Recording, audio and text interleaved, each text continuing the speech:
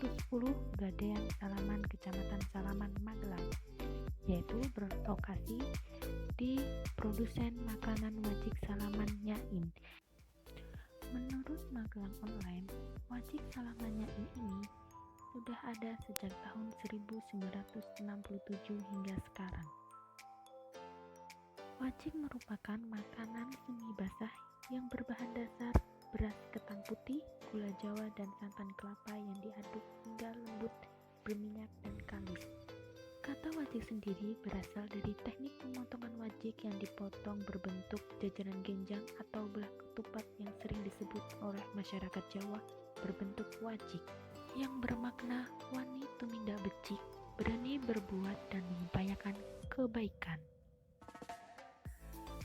Pada proses pembuatan wajik ketan, sebelumnya beras ketan telah direndam selama minimal 3 jam sebelum dilakukan adanya pengukusan.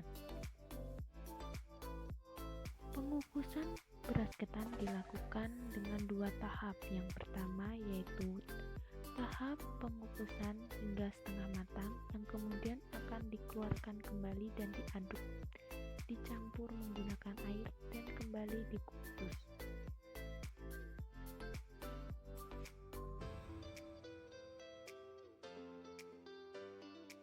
Proses pembuatan santan kelapa dimulai dengan pemecahan kelapa dan proses pemarutan dengan menggunakan mesin khusus hingga proses pemerasan santan kelapa.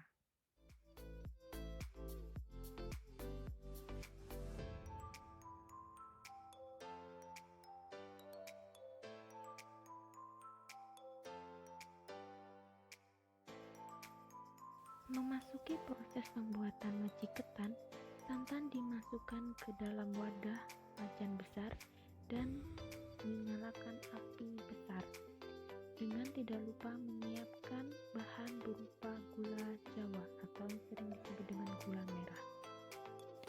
Setelah santan mendidih, tambahkan garam secukupnya yang menyebabkan santan menjadi sangat mendidih dan mengembang. Setelah mendidih, masukkan gula jawa ke dalam santan dan aduk hingga tercampur rata.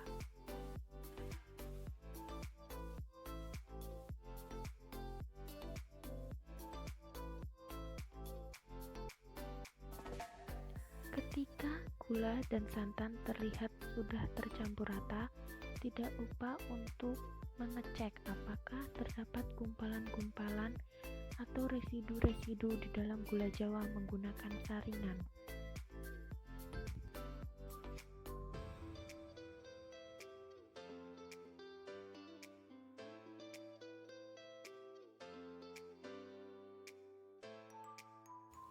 Setelah dilakukan pengecekan dan penyaringan, masukkan beras ketan yang telah matang ke dalam santan dan gula jawa yang mendidih, kemudian aduk hingga berminyak, kalis, dan lembut.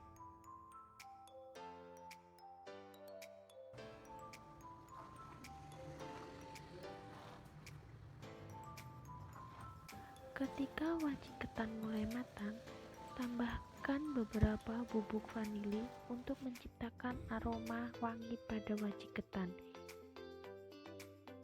Kemudian aduk wajik ketan hingga tercampur rata. Ketika wajik ketan telah matang, jangan lupa untuk mematikan kompor dan memindahkan wajik ketan ke dalam wadah untuk diletakkan pada tempat pencetakan wajik ketan. Kemudian ratakan permukaan wajik ketan menggunakan alat agar permukaan keseluruhannya rata.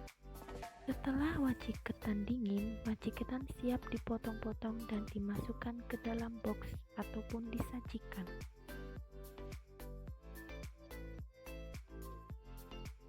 Wawancara mengenai mata kuliah bahan pangan, yaitu teknologi pengolahan bahan pangan.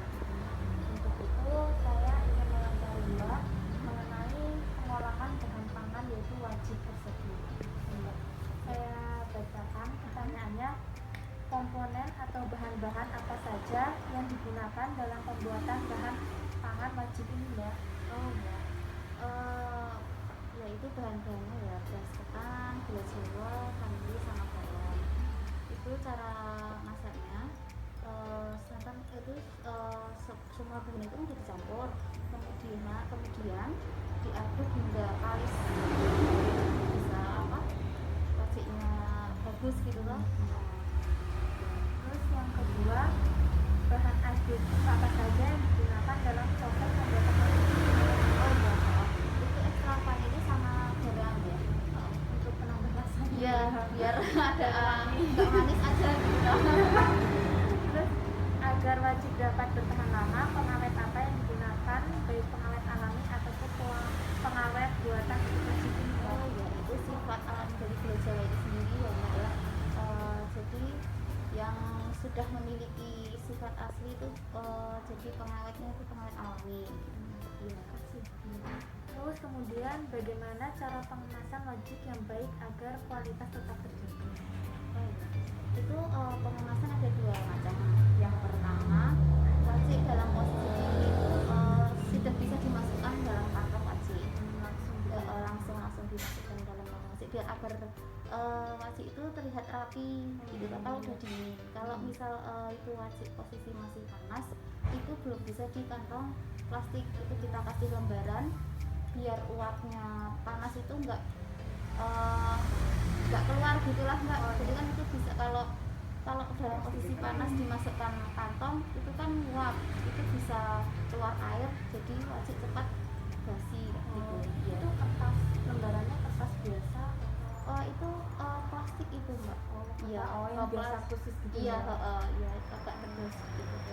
Kemudian apakah sering terjadi kerusakan pada wajik yang sudah dikemas, kemudian bagaimana cara menanganinya? Kemudian suatu gagal dalam penanakan dan penakaran yang salah, sehingga perlu adanya konsentrasi pada saat pembuatan untuk menghasilkan produk yang baik. Oh jadi ya tidak bisa sambil ngantuk kayak gitu ya. Kalau ngantuk nanti lupa ngaduknya malah nanti gosong Pak. Iya, berarti harus diaduk terus gitu ya. Ya dijeda lah sebentar gitu. Kalau sudah agak kalis gitu kan nggak harus sering-sering diaduk gitu ya.